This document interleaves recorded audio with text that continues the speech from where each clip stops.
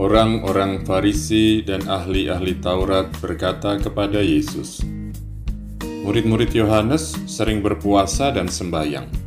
Demikian pula murid-murid orang Farisi.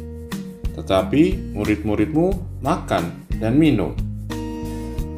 Yesus menjawab, "Dapatkah sahabat mempelai disuruh berpuasa selagi mempelai itu bersama mereka? Tetapi akan datang waktunya, mempelai diambil dari mereka. Pada waktu itulah mereka akan berpuasa."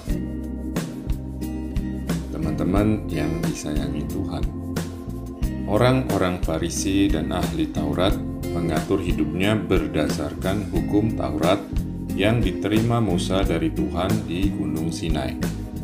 Puasa yang mereka lakukan merupakan salah satu bentuk pelaksanaan hukum itu. Meski Yesus adalah orang Yahudi, dia adalah Musa baru. Dia membawa hukum yang baru dan mengajarkannya kepada para pengikutnya. Maka murid-muridnya pun punya kebiasaan yang berbeda dengan murid-murid Yohanes maupun orang-orang Farisi. Teman-teman yang terberkati, Yesus bukanlah pribadi yang gak taat hukum dan mengajak serta mengajar orang lain agar gak taat hukum juga. Yesus tahu persis bahwa yang menjadi pusat adalah Allah sendiri, bukan hukum atau manusia yang melaksanakan hukum itu.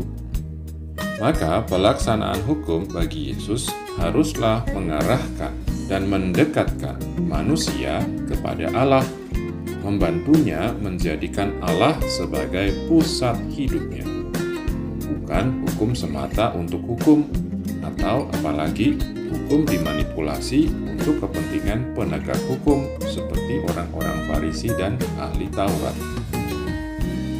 Teman sahabat Yesus, orang-orang Farisi dan ahli Taurat gak mau ngelepasin kebiasaan yang lama dan merangkul yang baru, karena mereka punya kepentingan.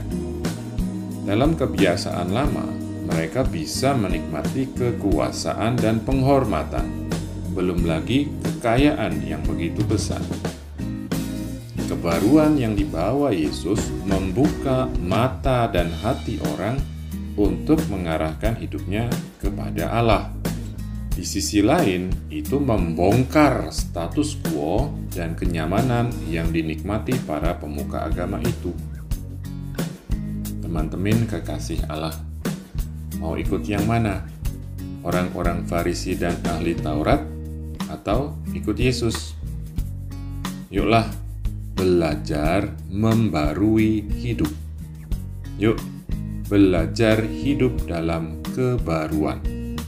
Ayo belajar mengarahkan hidup kepada Allah, bukan kepada ciptaan atau hal-hal duniawi, apalagi kepentingan sempit yang justru menjauhkan kita dari Tuhan dan bikin hidup jadi sumpek.